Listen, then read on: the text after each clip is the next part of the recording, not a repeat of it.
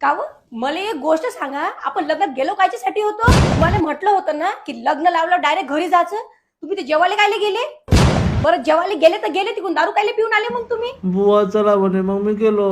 कायचा बुवा बुवा? लय माराधनाचा बुवा आहे. निरा बुवाले भेटले प्याले की बुवा कोणाही सोबत जाते? तिथं मला सारे जण विचारून आले होते, माहिती आहे का रश्मी त्या नवरा कुठं आहे, त्या नवरा कुठं आहे. आता काय सांगू बाई, मी म्हटलं मिनिस्टर आहे माझ्या नवरा, येते म्हटलं लाल दिव्याच्या गाडीत बसून.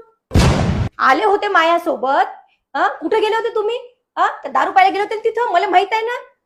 तुम्ही तर जेवले पण मी जेवायची राहिली ना तिथं. मी म्हटलं कुठं पडले असेल कुठं नाही, आली मी तशीच लेकरं घेऊन. ते तरी बरं की लेकरं जेवले होते. तुमच्या पायी तर खरंच ना मला कुठं जाणं म्हणजे आता जीवाले माय तरासच झाला. आताच्या पुढे मी तुम्हाला कुठंच नेत नाही. आता मीच जात जाईन, मीच येत जाईन. 5 मिनिटं म्हणताय दारू पिऊन येता. घरून तर चांगले निघाले होते तुम्ही. एवढं सजाव धजाव कोणासाठी? तुमच्यासाठीच आहे ना.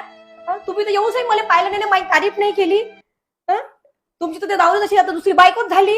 तिच्यासोबत राहिना त्या दारूच्या दुकानात. त्या मालकाले मला दत्त घेऊन घे म्हणा, मला तिथं ढोसत जा तिथंच राहत जा. तर बायको आय लव्ह यू.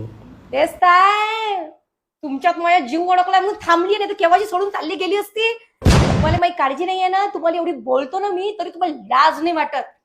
कारण तुम्हाला माहित आहे ना माई बायको तर पतिव्रता आहे.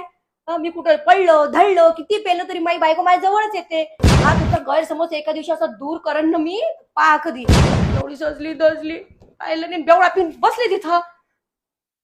बिलकुल याच्या पुढे माझ्यासोबत कुठे यायचं नाही.